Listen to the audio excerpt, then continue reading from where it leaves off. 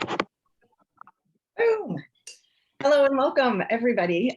This is our Wider Path Home Lunch and Learn with Urban Edge. We are so lucky to have so much of their team with us today. We just thank you so much for your time and for everything that you do in Boston. And we are super excited to learn exactly how you work in Boston, the story of Boston that you want to share with us in terms of wealth building and wealth building gaps, and to just learn with you how your organization has gotten started and how you have developed over time and put together programs and worked with communities to empower leadership and the kinds of programs and products and services that you've been able to combine. We also have Jared here, Jared Maxwell, and hopefully Sean Delaney will be able to come as well. And we're working with our direct team directly with Urban Edge, and we'll tell you a little bit more about some of the work that we're doing at Embrace and with Wider Path, to support some wealth building clubs in the Boston, Rhode Island area. So we're going to let you take it away. Michael, you want to introduce yourself and your team, and we'll rename yourself. I'm excited to get to know you. Awesome. Thank you very much. Really glad to be here. Thank you, Sarah. Thank you, Jared. Thank you, Sean. I'm really happy to be talking with you all today about the great work that that we can do together in a community that's happening here in Roxbury. My name is Mike Russo. I'm the Director of Resource Development here at Urban Edge. I've been at Urban Edge for about 8.5 years now. And my role here is what I do is make sure that this fantastic team has all the resources and support they need to pull off the work that they're pulling off. I'm going to hand it off to Bob, who can introduce himself, and then Bob, you can run through your team and your colleagues. So I'll give it over to you, Bob. Sure. Thanks for having us today. My name is Bob Creedle. I'm the Director of Community Programs for Urban Edge. Urban Edge is a nonprofit community development corporation. Our department within Urban Edge is it's classified as community programs. And as such, we focus on the external community, the external environment. And our mission is to help people acquire wealth and keep the wealth that they acquire. And we do that through the home buying process. So our flagship program is the first time home buyer class. We run approximately 600 people a year through our first time home buyer classes. And we build a variety of services around the home buying process to make sure that people who want to buy a home are successful. And if somebody wants to just improve their financial standing, but does not necessarily want to buy a home, then we also work with that clientele as well. So I'll let everybody introduce themselves before we get into the specific programs. But we're very pleased to be here. And I'll turn it over to Gurseed, and then you can introduce someone else, Gurseed. Hi, everyone. My name is Gurseed Luke, and I am with the community programs team at Urban Edge. What I do is I do foreclosure prevention counseling. I do credit counseling. I also provide home buyer development services, and I also teach the first-time home buyer class in Haitian Creole. And so those are the things that I do here. So I'm going to pass it on to Ginny Gilmartin. Hi, good afternoon, everybody. I'm happy to be here. I'm Jenny, and I am the Manager of Homeownership Services here at Urban Edge. My primary role is to organize and facilitate all of our first-time homebuyer classes in English. And like Bob said, we graduate about 600 students a year. I also, we cross lines as far as we all do foreclosure prevention, credit counseling, one-on-one counseling for home buyers, et cetera. And I will pass it over to Eva, who is also the Manager of Homeownership Services. And I do Eva. Okay, gotcha. Counseling. I do some of the classes because we opened up a pilot Q Realty, so it's a conflict of interest. So I only do the delaying portion of it. I do delaying loans, I do foreclosure prevention, and I do credit counseling. Pass it to someone. Oh, I'm sorry, Milagros Pascual. Hello, everybody. My name is Milagros Pascual, and I work for the Urbanist for about almost 6 years. And I have a background in banking. So I was doing 12 years mortgages, a loan officer at Santander Bank. And over here, I'm responsible for the first-time homebuyer class in Spanish and also the credit counseling bootcamp classes. And I do foreclosure prevention, homebuyer development, one-on-one counseling, so a little bit of everything. Nice to meet you. Okay, Fan, it's your turn. Hi, everyone. I'm Fen. I'm a community programs program coordinator.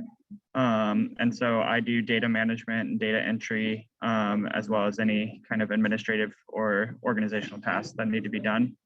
And so I help with the back end of the classes and things like that. Yeah.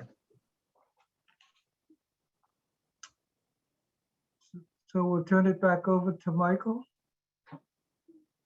That sounds good. Sarah, you ready for us to walk through a little slide deck we created? All right, I'll take those double thumbs up as my cue. Yeah, and just I apologize that Brian Gilpin here. So Michael, I know we've met in the past, but I apologize for running late from another meeting. But for all of you from Urban Edge, I really appreciate you all. You know, I'm Brian Gilpin. I'm the president of Wider Path and also the head of capital markets at Embrace Home Loans as well. So we really appreciate you all today, and I'm excited to hear a little bit more about your organization and you know, the great work that you guys are doing in the market. So Michael, let you take it away. Thank you. Thank you kindly, Brian, and really happy to be partnering with you all. I know that you're taking a good community-based approach to the work that you're doing here in Boston, and as you embark upon new communities and new territory. So it's really love the work that you're doing. Are you all able to see my screen? Do we have our slide deck up right now? All right, thanks, Ginny. So before I hand things off to Bob to talk a little bit about the wealth building work that we do, I did want to just set the stage a little bit about just some basic information about who we are. As Bob had mentioned, we're a nonprofit community development corporation founded back in 1974. So we're dedicated to strengthening communities and families. As far as 3 primary lines of business is we build affordable housing. We actually own over 1,400 units of affordable housing. That focus is on rental housing. That's sort of like the bricks and mortar work of what we do, really focused on families that are 30 and 60% AMI with a little bit of 80% area median income sprinkled in there. But that's the crux, that's a big chunk of the work that we do. Now, obviously our work goes well beyond bricks and mortar. So what we do is we do wraparound supportive services to make sure that families are thriving and set in their homes and doing great work. In addition to that, and Bob's going to touch on this in a little bit, we do education and homeownership promotion and preservation. So that's both anti-displacement work through foreclosure prevention, and of course, wealth building through first-time homebuyer education. We do have a board of 24 people from the community. And so when I say from the community, I do mean residents who live in our portfolio of affordable housing, and also people who live in the neighborhood, and then finally, people who receive our services. So very much a community and neighborhood focus to the work that we do. Right now, our staff is about 33 people. So not one of the biggest, but definitely not one of the smallest either. So a good, well-established team of folks doing the work that we're doing. And our budget for this particular year is about $6 million. I also want to just set the stage a little bit about where Urban Edge came from. I don't need to explain what redlining was or is to any of the folks on the call here, but it is important to set this 2 particular poignant moments in the Roxbury and Jamaica Plain neighborhood that gave birth to Urban Edge. One was redlining and the fact that people of color could not get home loans and could not set themselves in certain neighborhoods in the city of Boston. Of course, that was a nationwide issue. At the same time, what was happening, and if you see my little cursor here, you might be able to see this image of this super highway. If you see my cursor right now, our office, where most of us are sitting here from the Urban Edge team, is right in the middle of this super highway. Years ago, it would have decimated the Roxbury neighborhood and would have absolutely torn apart Roxbury, Jamaica Plain, probably the city of Cambridge and some other places. So of course, back in the 1960s, the community really wasn't having any of that. And so community rose up, fought back the highway, but we still have that legacy of community activism here in the neighborhood. So not only where we come from is important, but it really sets the stage for everything that we do, is that we are engaged with the community, with the neighborhood, who understand our legacy and want to carry that forward to the next generation. So we've passed that duty on to the next generation. Another piece I just want to set the stage a little bit with, and this is, if you've been around Boston, if you know a little bit about the city of Boston, this is a statistic that's been cited quite a bit over the past 5 years, but it's important to set the stage with it right here. The Color of Wealth study back in 2015 that the Federal Reserve Bank put out did a study of wealth in the city of Boston, the greater Boston area, and found that the average net worth of white households in greater Boston for white families was $247,000. However, for US born Black families, it was $8. So a stark difference between the wealth that Black families and Latinx and BIPOC families have as compared to white families. And so that's an important statistic just to set the stage so that we know that all the work that Bob and his team are doing are looking to close that racial wealth gap. And they're going to talk a little bit more about how we engage with the Black and brown community. I do want to touch on really quickly a little bit about our strategic plan, just to help set the stage a little bit before I hand things off to Bob. So this is our brand new strategic plan. We have 5 pillars focused on both people and communities. So we want to focus on individuals at the same time as we're focused on larger neighborhoods and communities. So we're interacting with people as individuals, also interacting with people in the context in the neighborhood in which they live. So some of these pillars that we have here, of course, is we're centering racial equity in everything that we do. All 3 lines of business, all organizational operations are focused on that. Moving over to community building, we definitely want to serve as a trusted voice and partner for community-based leadership. What we hear time and time again by working with lots of different community-based organizations is they want to work with us some more. So we're going to be dedicating ourselves to doing that even more in the years to come. At the top here, we've got vulnerable populations. So we definitely want to empower and elevate vulnerable populations in our core neighborhoods, which is of course Roxbury and Jamaica Plain, to access opportunities. These wealth opportunities are important to us. We want to make sure that we're working with people who are more vulnerable than others. This wealth building piece, we're going to get into in just a second, but we want to deepen our commitment to wealth building, including the renter to homeowner pipeline. That's one thing I want to touch on before we hand things off to Bob, is that we are really digging into determining the feasibility. When I mentioned those 1,400 units of affordable rental housing, is it actually feasible and is it actually possible for us to transfer ownership of some of those rental units to people to own? In this neighborhood is extraordinarily expensive to purchase. So that might be a solution that we can jump into and delve into to find out how we could actually own up, how we could transfer some of that ownership, knowing that so many of the families that we work with have put in a tremendous amount of equity into the community and right now don't have the dollars to show it. And now at the bottom here, we talk a little bit about housing affordability. So we want to maximize our contribution to housing affordability and stability in Boston. What that really means is really stepping up the pace of our construction of affordable housing, both for home ownership and rental as well. And then what I want to do is I just want to go over one more slide and kick things over to Bob to talk a little bit about the wealth building work that he and his team do.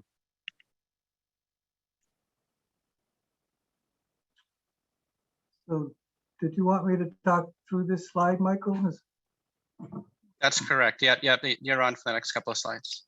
Okay, so let me begin by saying that in 2006, I joined Urban Edge as the Director of Community Programs. And in 2006, we had 4 or 5 people in my department, actually 4. Eva Osorio was one of them, Maria Caceres was another, and myself. And the biggest thing that was happening at that time was that our residents were losing their houses to foreclosure. And so in 2007, we added Gerseed Luke, and she joined us. And we started a foreclosure prevention program because I said our mission was to help people acquire wealth and keep the wealth that they acquire. So that was the foreclosure prevention program that we started. We did that. Since that time, we've helped about 2,000 of our residents manage the foreclosure process and helping them keep their homes.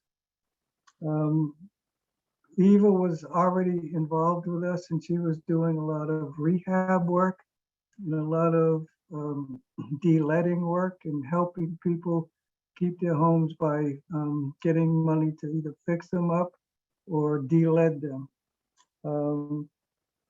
Continuing on, in 2014, we decided that we wanted to increase the revenue that we bring into the home ownership department. Because up until this period, we were really a cost center that was not earning enough money to cover our operations. So we started a real estate company called Q Realty. And the focus was to focus on the low income market. And so we added Q Realty to our foreclosure prevention program of products and our de-letting programs. And we've been operating a real estate brokerage firm since 2014. And then in 2017, also in 2014, by the way, we learned that many of the people in our classes were having trouble getting mortgages. And one of the reasons why they were having trouble getting their mortgages was because they had excessive student loan debt. So we started a student loan payment program at that time. And we were very successful in helping our clients who took our classes who had excessive student loan debt. We were able to help them manage that debt in such a way that they were able to get pre-approved for a mortgage. So what started happening is all the bankers in our area started referring their clients to us who had been denied a pre-approval because of student loan debt. They referred them to us, and we would manage student loans and send them back to the same bankers, and they would get pre-approved. Then in 2017, we got from our classes that people needed more attention than they were getting from just the first-time homebuyer class. The first-time homebuyer class did a great job of opening their eyes. And a lot of people said, yeah, you're giving us so much information. We would like to have more information. And so we started what's referred to as a credit counseling boot camp class. And so people who took our first-time homebuyer class would then go into our credit counseling boot camp class, which is an extensive 3-hour credit counseling class. And it's attended by a lawyer who just talks about what it's like to go through the court process when you get a summons to appear in court because of a debt. And then it's taught by 2 bankers, one who is a banking center manager and a loan officer.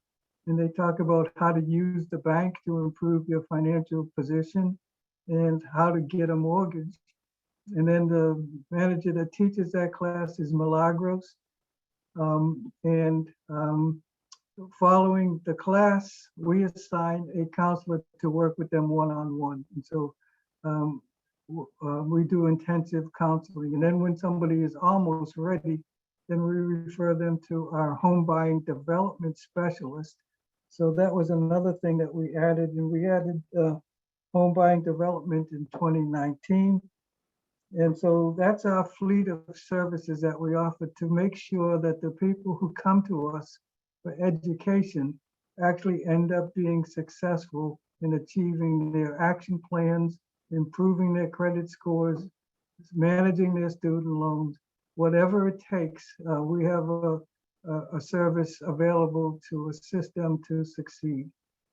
So in 2021, we graduated 841 people from our first-time homebuyer classes, and we created 90 first-time homebuyers. So this is our team. I'm very proud of our team. We're in the middle of a NeighborWorks review right now. We had our first meeting yesterday with our NeighborWorks reviewers. They interviewed our team, and every member on this team was in the interview.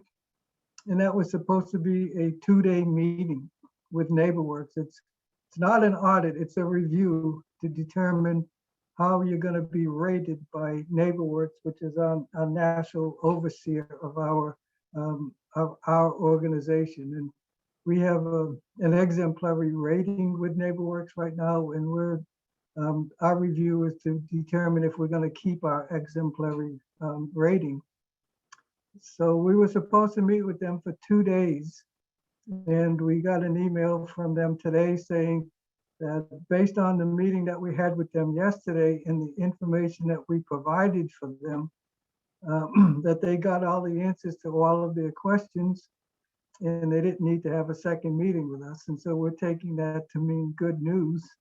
So we're hoping that things turn out very well. So following along in our home ownership, we have partners in marketing. And who are our partners? Our partners are the lenders, like the mortgage offices, the bankers like yourselves. And we work very closely with building inspectors, lawyers, and realtors. And we seek to connect with clients and our partners, we find are pretty much aligned to our mission. So our marketing process, and it seems to work very well with us, is word of mouth. And it's easy to say word of mouth as your marketing tool, but it's probably the strongest tool that we have, because we get over 50% of our referrals come from word of mouth. And then we're listed with CHAPA, the City of Boston. We use social media, and we're using it more and more every day. And we do some earned media, not a lot. We're funded. We're very well funded across in a diversified manner. And like I said, NeighborWorks and United Way are our foundations, and they support us. NeighborWorks and the Division of Banks probably our chief supporters, as well as the City of Boston. Bob, before we head over to the next slide, and I know that we're going to have more of a free-form conversation at the end of this, a couple more slides. I think the folks here would definitely like to hear, and Ginny, I'm glad you just unmuted yourself, because I was going to ask Ginny maybe to touch a little bit upon a little bit more about the attributes we seek when we're looking for folks to help out with these first-time homebuyer classes. I know the folks and the audience here would be interested to know about when we partner with folks, really what we're seeking so we can have a good partnership going. Right. Thanks, Michael. So the first thing really that we're looking for in our partners is that they are, their sincere willingness to educate. So we're not looking for partners who just want to recruit our students into their, into their business model. So, we follow the CHAPA Code of Ethics, and the main point of that is that the partners must be, they partner with us because they want to educate on home ownership. They're not really not to seek business. So we try to pick partners from within the community, Jamaica Plain, Roxbury, Boston in general. We want to make sure that they live, work, and do business within our circle. So that's very important to us. And we want to make sure that that they're the best professionals in their line of work. So we have a pretty heavy vetting process. They have to send me a resume. You'd be surprised how many people don't even have a resume. So if they can't get over that first hump, so we get their resume, then they have to send me their presentation. We review their presentation and references as well. So we really do make sure that we're not just letting anybody off the street come in and have access to over 600 home buyers a year, actually. So. It's important for us that that they're professional but down to earth. A lot of the terminology and just the whole process in general is brand new to the home buyers that are in our class. So we want to make sure that they understand that when they're educating these people, to try not to use acronyms, to spell things out, to really take a deeper dive into whatever it is the area that they're an expert in. And we do, as far as closing the racial gap, we try to have presenters that look like the people in the classroom. So we have a very diverse roster of presenters, which I'm proud of, and we're always adding to. So Thanks, I don't know if that's, that's perfect. what you were thinking, Michael, or do you want me to elaborate any more? No, I think we're gonna do more of a free-form conversation in a second too, but I think that's some important insights you provided there. Yeah. I do want to touch upon a little bit about funding, just that folks here know too. In addition to the federal, city, and state funding, a lot of ARPA funding, as I'm sure as you can imagine, has come this way for down payment assistance, for credit boosting initiatives, and we're going to talk about that in a quick second too.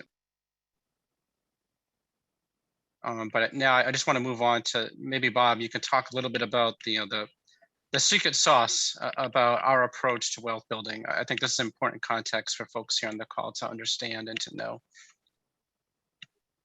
Sure. Like I said, our flagship program is the classroom education that's probably at 12 to 1 o'clock on the circle that you have. And through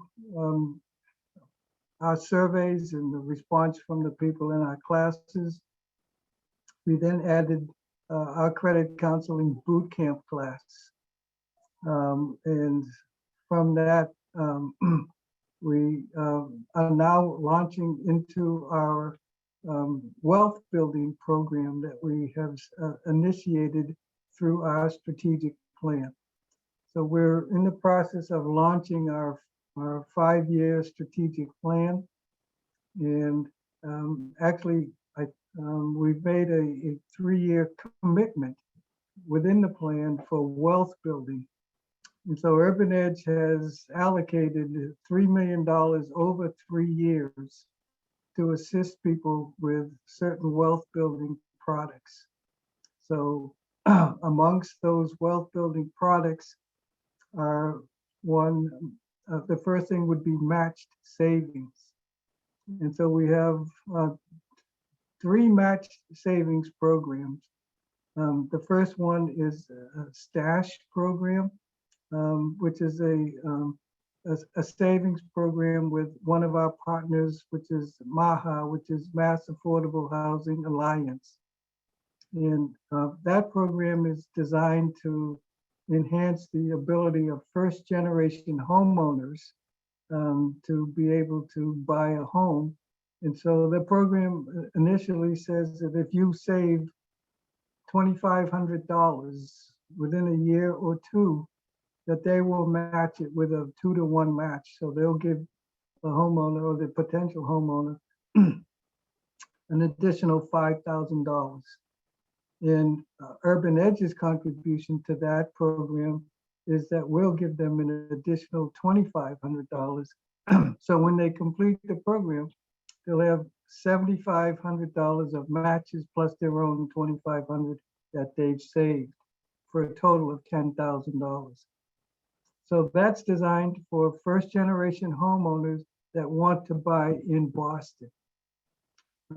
So there is also a portion of that program, whereas if you wanted to buy outside of Boston, then you could buy outside of Boston, but you would not get the full $5,000 match from MAHA. But Urban Edge has a program that's matched, that's stash-like, so that if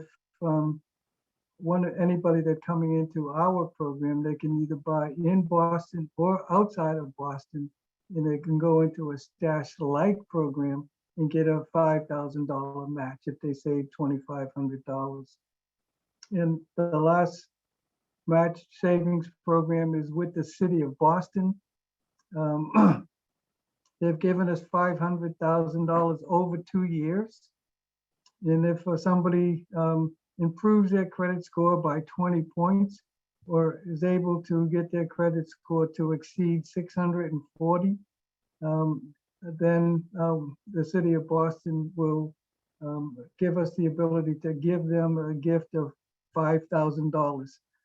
And so for the first year, we can do that with 38 potential homeowners or people who need the $5,000 to enhance their financial stability. There are other wealth building programs that we have other than just downright match savings. We have a save to build loan, which is a credit building loan. We have an emergency program, which if somebody's in one of our savings programs and they have an emergency, like their car breaks down and they need to get it fixed, we can give them up to $1,000 for emergencies. And then we have a last mile program where somebody's buying a home and they have a purchase and sale agreement and they're trying to close on a home and they're short either in closing costs or in down payment assistance, then we can allocate $5,000 to them to help them close the deal on closing a loan. So like I say, Urban Edge has allocated $1 million a year for 3 years to make these programs work. So in addition to the credit builder loans, we have a family self-sufficiency program, which helps the people who live in our properties to be able to buy a home and get a gift from Urban Edge. If you live in our property and you want to buy a home in Boston and you qualify for it, we can give you $100,000. And if you live in one of our properties and you want to buy outside of Boston, we can give you a gift of $50,000. In addition, we have dedicated career coaching with another partner, Jewish Vocational Services, where they'll work with us to provide educational services, job training services, how to build a resume, how to get into a workforce development class so that you can get a job that pays you a living wage. And so we continue on our circle of incentives for raising our credit score. Like I said, we have been developing relationships with lenders, and that's why this call is important, because we think that your organization is very important and is growing in its incentives and is growing in its reach. And we think there's a future that we could assist with. And then we have a dedicated brokerage firm that I talked about, the Q Realty, and the down payment assistance and emergency funds that I've already discussed. So that's generally the wraparound services that I talked about initially. And we continue to reinvent ourselves, all with the aim or the goal of helping the people that come to us succeed, especially in today's market with all of the things that are working against them. We're developing some things, tools and attributes that will give them some advantages and enable them to still succeed in today's crazy environment. Thanks for that, Bob. And Yeah. I don't want to go into too much into the wealth building because Bob covered it just now, but some of our strategic plan over the next couple of years is actually to help close that racial wealth gap. So we're talking about 500 families increasing their wealth by 20 million bucks. That's what we're setting the stage to do just now. Bob talked a little bit about that secret sauce to make it work for a family. We talked about match savings account, credit builder loan. So meaning you get to build your credit on that quick loan from Capital One, being able to pay it off, a great credit builder program. Talked a little bit about family self-sufficiency, meaning when a tenant of ours, when a resident of ours who lives in our affordable housing portfolio sees a rent increase because they've increased their income, we can escrow that dollar amount. Say if their rent increase goes from $200 to $300 a month, we can take that $100, throw it into an escrow account every month for 5 years and can access that money at a later date. Also, Bob had touched on the education and career counseling to make sure that folks are looking to take the next step in their career. We have a dedicated career coach from JVS. And so oftentimes you'll hear about partnerships or just as referrals. That's not what we're doing here. We want a dedicated person for our families to make sure that people who want to extend their careers or go into a new career have the ability to do so. We also, Bob did talk a little bit about incentives for raising credit score. So for people who take our credit counseling boot camp who live in the city of Boston, they increase their credit score by 20 points, $5,000 cash in the barrelhead to get them on their path to home ownership. Also doing a lot of match down payment assistance, targeted down payment assistance. Again, I want to iterate what Bob had said. For families who live in our portfolio who take our first time home buyer classes and purchase in the city of Boston, $100,000 cash on the barrelhead to help them get to where they want to be on their path to home ownership, $50,000 outside of Boston. This emergency fund and last mile fund I want to touch on right quick before we have questions in a freewheeling conversation. This last mile fund we piloted last year. We were discovering particularly first generation home buyers and first generation Americans didn't have sort of that last bit of money in case the steps need to be repaired to purchase a home or the hot water heater needed to be replaced. They just didn't have sort of that reserve funds. So we've made that dedication to say, if a $5,000 problem exists for someone to close that deal, then we will throw that cash in the head to make that problem go away. Really important work to us to close that racial wealth gap. So those are some of the levers that we're flipping over the next few years. I'm gonna stop sharing my screen for a second. I'm thinking what we can do, Sarah, is maybe grab some questions and then maybe just talk a little bit about, maybe we can have Ginny and Milagros and Eva just talk a little bit about the state of affairs about for LMIs who are looking to purchase some products that are really good that are out there and challenges. And then finally, kind of like a wish list. Like this is very much a wish list we just went through that we've been talking about over the past few years. But also maybe we can have these folks talk a little bit about what really we'd like to see by way of partners and things that could help people purchase a home. So maybe Sarah, we can do questions first and then we can do a conversation. I'm thinking it might be helpful if it's okay for me to ask a question that might give people time to kind of collect their thoughts and either use the chat to put a question in or just jump on in, unmute yourself, and we'd love to hear from you.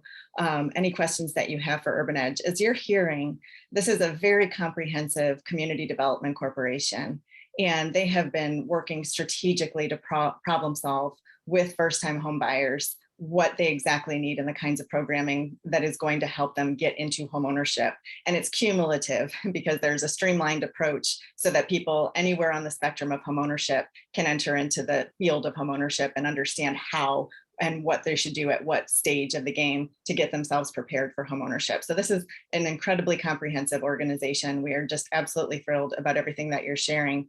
I'm wondering for those who have questions, if you can put them in the chat or unmute. The question that I would have is just, we've been talking about is wider path, about just really getting into the center of communities. We want to be a part of the community impact that you're having, and we want to know how to do our part, and we want to know how to join in what you're doing and support you in everything that you're doing. And if you could just speak to sort of the ecosystem of affordable housing in Boston, the political will for affordable housing, the kind of affordable housing that's being built, the kinds of partners that you've mentioned some of them, but the kinds of coalitions that have been formed to advance affordable housing. I think that would help us too. And that would be a starter question. And if others can just think about what questions you have and put them in the chat or unmute, that'd be wonderful.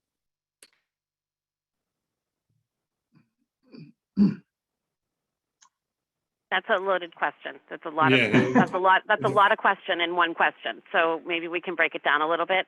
As far as if you could just go back and ask one question that we could. No, I do that. I have a way of asking questions at one time. Well, let me see if I can just add something. So the one thing is that the political will in the city of Boston to assist low and moderate income borrowers is actually quite inventive. And so in Boston, we originated the soft second program, which then morphed into the one mortgage, and which is now morphed into the 1+ mortgage. And now they're increasing the availability of these types of mortgages to include people who not only live in Boston, but people who live outside of Boston who actually work in Boston, so that we keep expanding the opportunities and the attributes to buy homes. And then recently, Mass Housing just came out with a new $50,000 down payment program. So I would say that there seems to be synergy from where we're at on the ground at Urban Edge with first-time homebuyer classes, all the way through the various levels of the banking environment and the political environment that seems to be aligned to assist homebuyers to succeed in and around not only the Boston area, but surrounding areas by coming up with these imaginative programs. And we're trying to do our part. And I'll ask Gerseed if she would talk about what we're doing when we take somebody into our class, they go through our credit counseling boot camp class, and they start out with a 500 credit score. And then we get them to a 700 credit score. And then we turn them over to somebody like Gerseed or Milagros, who's on the call as well. And they go into what we consider our home buying development program. So Gerseed and Milagros, if you want to talk about home buyer development and what you do to ensure that when somebody leaves you and they go to Embrace or a bank or a mortgage company to get pre-approved, what you do to get them ready. Okay, thank you, Bob. One of the things, like Bob said, is home buyer development, and people usually get to the home buyer department once they've taken the first-time home buyer class and they have identified themselves as being ready to purchase. So what we do is we pull a credit report, we review the credit report with the borrower, potential borrower, and we also do a budget. And based on their income and their budget, we recommend a mortgage product. Usually that's going to be one mortgage, or that's going to be a mass housing loan. If it's something, if they're earning more, then maybe we might try to get them into a proprietary product out there out there. So then what we'll do is we'll send them some lenders that they can get their pre-approval letter from, and we try to help them with that process. So that, and then we do a follow-up appointment, and then we just monitor them, and it's really, we're meeting them where they are. So sometimes they might just want that one home buyer development meeting and they don't need additional ones, but sometimes they want more meetings because they feel like they need the guidance along the way. So that's one of the things that we're doing in home buyer development. Milagros, I don't know if I missed anything and you want to add anything? I just want to say that we have to make sure that the customer is ready to go to the bank. So we have to look at very close to the income, very close to the program, and make sure that they are within the guidelines of the programs in order for them to go to the bank and start the process of the pre-approval. And also we contact the banks and find out which bank has the best interest rate, the best offer for the customer, and make sure that they are going into a bank, not to a mortgage company that is giving them something that they cannot afford to have it. So we were very close to the customer at that point, and before that point too, because if they go to the first time home buyer class and they also go to the credit counseling boot camp, and then we start doing the counseling to them, we want to make sure that they have the score that they need to go into those programs as well. And one other thing I just want to add is that Milagros and I were bilingual. So not only are we providing counseling in English, I'm providing counseling in Haitian Creole, and Milagros is doing it in Spanish. So we really want to make sure that our clients understand the process, and then they really feel secure in the process. So we are providing counseling for people in other languages if they need it. Yeah, and one of the situations that I have in my class is that my first time home buyer class, which is in Spanish, that they are very interested in buying. And then they want to take the class, also the credit counseling bootcamp class, but they don't have the language. They don't understand the English. So I have to be talking to them about the credit, and about the class. But we have, thanks God that we are having a class this year in Spanish, the credit counseling bootcamp. We're going to have one in December. So I'm planning to invite most of the people from previous classes to see if they want to join this class. So because they are really, really very interested in buying that, but there is a problem also, because right now, based on the value of the properties and around here in Boston, it's kind of difficult for these people, low moderate income, to buy in Boston, and they have to approach houses outside of Boston, like Brockton or other places that they can find a property that they can afford.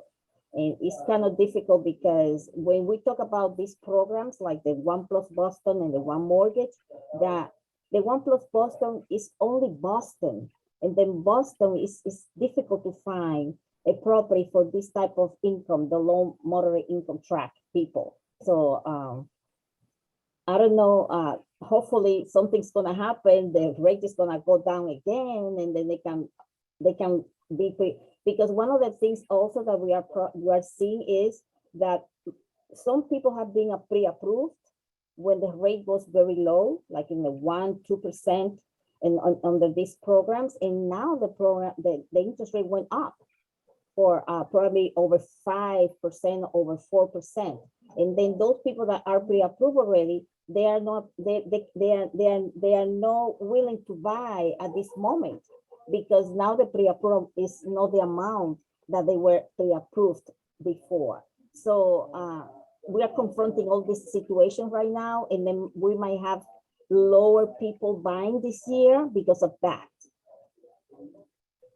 So I'm gonna jump in. Can I just jump in real quick? Milagros, I just want to apologize for if you've had bad experience with independent mortgage bankers.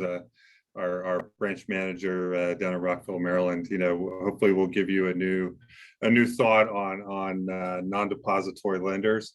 And at Embrace, our ethic is to be a fiduciary for our customers and to put them into a home that they can afford. And I think our history shows that, and we're trying to spread the word in the industry, right? That it's customer first. I love, Michael, the slide that you showed on your strategic plan. And I love the two pieces of that, particularly at the top of about people and the bottom being about communities.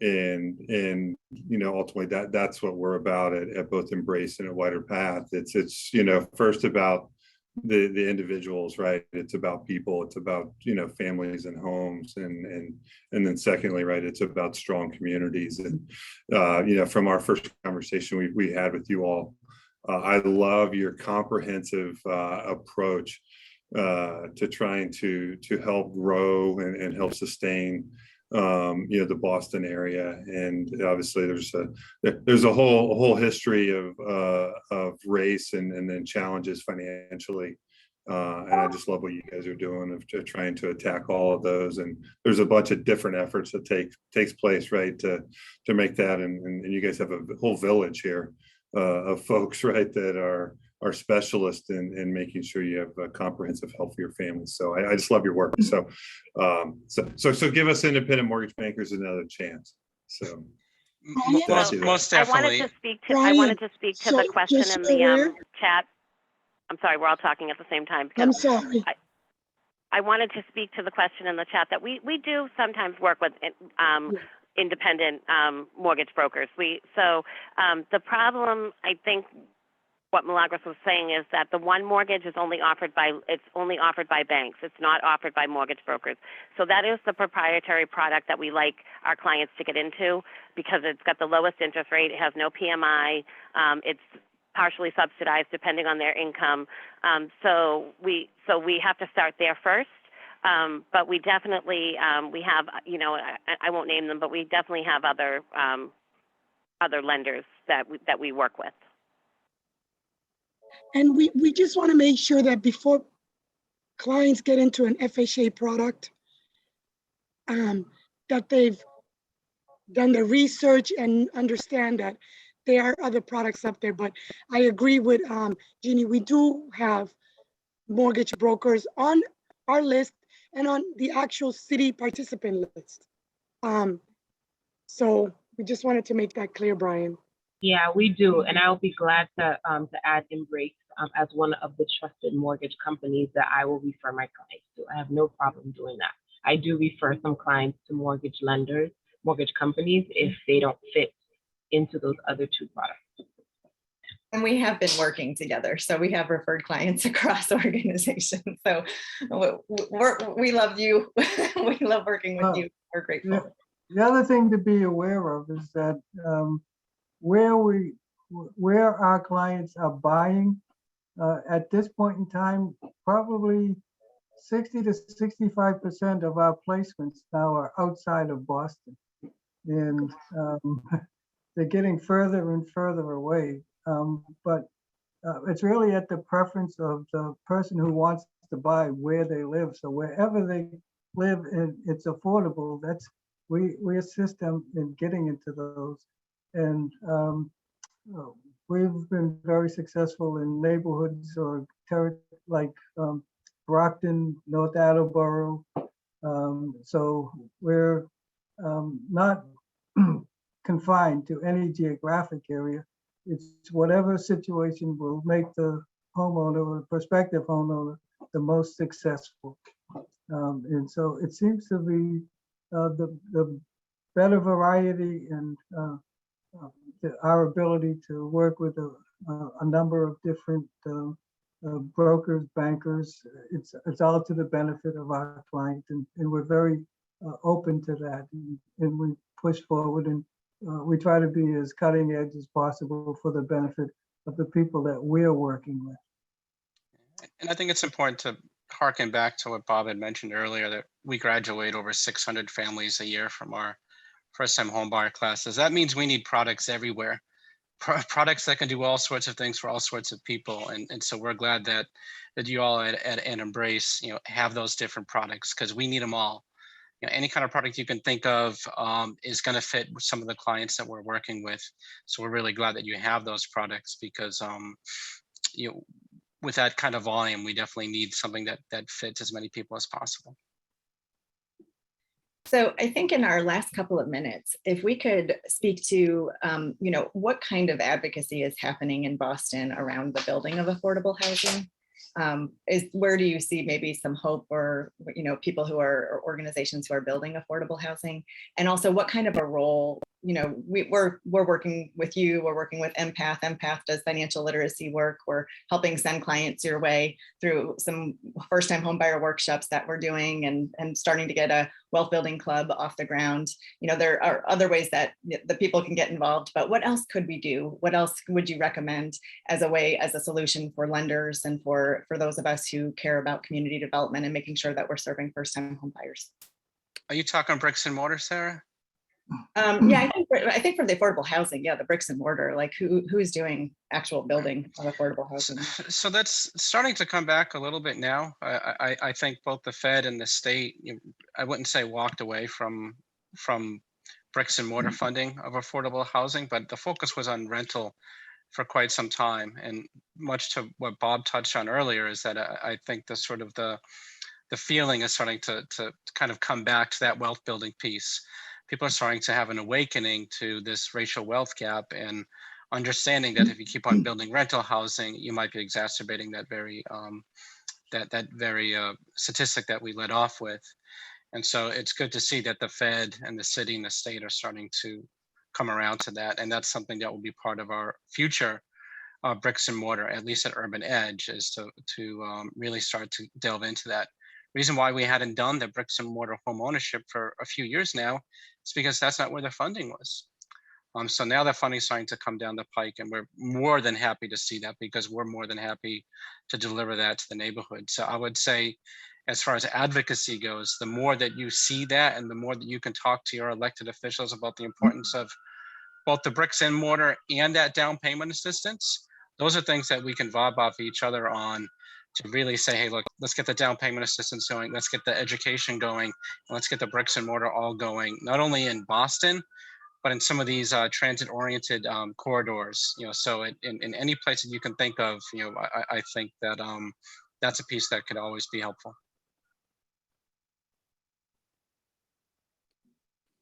Awesome. Would anyone else like to weigh in on that question? What role people can play or what would be helpful in this climate?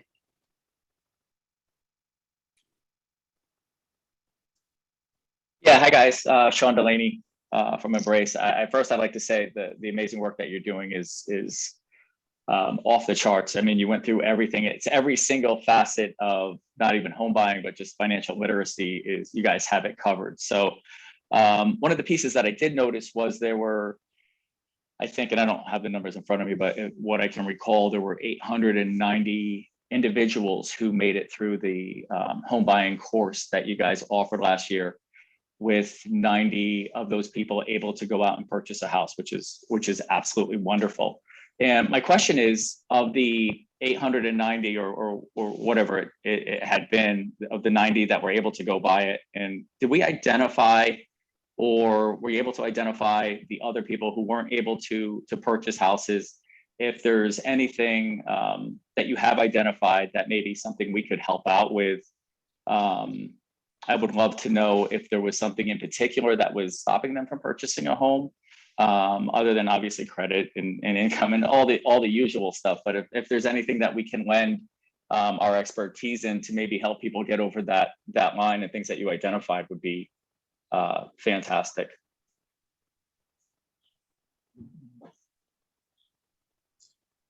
Well, I think, unfortunately or fortunately, it's, I mean, Michael refers to the secret sauce, but it's not that secret. It really is income and credit and and housing stock. So, as far as what can be done, I mean, I think, we are educating people, and we're willing to put the time in and stay with people. Like, it's not, and the amount of people that graduate and then the amount of people that buy a home, it might not have been, they might have taken the class 3 years ago and bought a home this year. So it's kind of a rolling process. So it's a little bit hard to figure out who from the class of 2021 bought in 2021. So that, because our people, we really do stick with our people. So it's having the ability to stick with people, which, I mean, I'll be quite frank, comes from the funding that we receive to provide counseling services, to provide educational workshops, to have the staff that we do. We are trying to hire another financial capability officer to help with these wealth building programs. So it's really supporting the systemic process. I don't know that there's anything that necessarily can be done for the actual participants other than, having us be there and be the experts and guide them. Yeah. And I think that's what really gave birth to our strategic plan. That's a really good question, Sean, because let's just say 1 in 8, right? So let's just call 1 in 8 right now purchasing a home. A few years back, as you can imagine, where prices were a little bit more achievable, maybe that number was 1 in 5, 1 in 6, right? So we see that number getting farther and farther out of our reach. And so that's why we said, all right, let's put some big cash in the barrelhead for those credit scores, for that down payment assistance, for that last mile, right? So let's try to toe that up as far as what can happen more immediately. And so I would say that if, Embrace is ever in the business of, understanding that some populations might have that sort of that last mile gap, keep that in mind, that there may be something small that could derail a purchase that that we should be keeping our eyes on at all times. We can just save that one. That's something I think that would be good to be watching out for.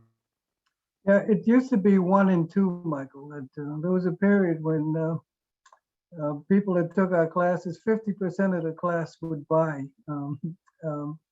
So part of the problem today is that you probably have that 50% capable of buying who are out there looking but not succeeding. First of all, they can't compete with people that bid over the ask because they're just pre-approved for what they can get pre-approved for, and they don't have a lot of cash.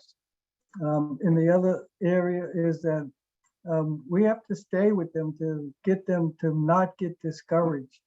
So it used to take a short period of time for them to be able to find something and actually put in an offer and actually close on the deal. Now it takes, instead of months, it takes some of our clients years before they can find a deal that they can actually succeed in closing in. And so what we learned yesterday was that when the NeighborWorks reviewer did our review, and she's traveling across the country, she's finding that a lot of the NeighborWorks organizations like Urban Edge can't make 30 home buyers in a year. And so that's an issue that NeighborWorks is looking at, is why are so many NeighborWorks organizations not able to achieve 30 homeowners? And when you looked at our numbers and we were 90 plus, that was one of the reasons why we don't have to have a second meeting with them, because we're exceeding their objectives. But we're going to continue to stay with this and to make sure that our clientele don't get discouraged. And so if it takes a year or 2 years, we're going to hang with them. And we've got a lot of clients that it took 2 to 3 years before they were successful. And so that's something that maybe we could work on with Embrace, is how can we continue to keep them involved until they can find a deal that works for them. So I think that's a wonderful place to end. I'm sorry, folks, that we went a little bit over, except that this was so wonderful and this was such rich information. But I think on that note, one of the roles that we're playing through Wider Path is working to establish wealth building clubs where people can have monthly meetings where they come together to get their questions answered, where we can connect them up with community resources, with financial planners, with employment opportunities, with anything that they're telling us that they need. We're just getting that off the ground. Jared and Sean and I are helping launch that this week with a few people that are connected to Urban Edge and to Empath and to MAHA and to other organizations in the Boston area. And we've loved working with your clients. And they are phenomenal people who are go-getters, who are overcoming tremendous obstacles and hurdles and are doing it with complete pizzazz. And they feel so resourced by you. And it is wonderful, if they don't already know you, to be able to tell them about the products and the services that you have put together. And you know this, but it's amazing to do a workshop and to be able to say, do you know Urban Edge? Because $100,000 in down payment assistance, $50,000 in down payment assistance, a match savings program, a last mile club where they can get utility support or whatever they need. Even if they're not in a space for homeownership, but they could have the family self-sufficiency program and have a voucher that helps them work in a homeownership position towards their mortgage. I mean, there's just so much that you're putting together. So I just want to say thank you so much for everything that you're doing. And we would love to continue working with you on that front and any others that we can join you on. And we're just grateful. We're in awe and we're grateful of what you do collectively and individually. And thank you everybody at Embrace for being here and for tuning in. And this is one community development corporation in Boston. There are many across the country. This is a movement. And so we look forward to working with you. And I will put in the chat for anybody, if you'd like to join the next COP, that's so much of the work of what we're doing. And I've put that chat in the information in the chat. So just feel free to reach out to me. Thank you, Sarah. Yep. Yeah, and thank you all very much. Love working with you all. Love doing this work together. Nobody does it alone, and we're glad to do it with you. Take care. Thanks, everybody. Very much. Thank you, guys. So much Appreciate it. love to you all. Yeah, thank you so much for being here. Thank you for an incredible presentation. It was just absolutely amazing. Have a wonderful day. You too. Bye-bye. Bye-bye.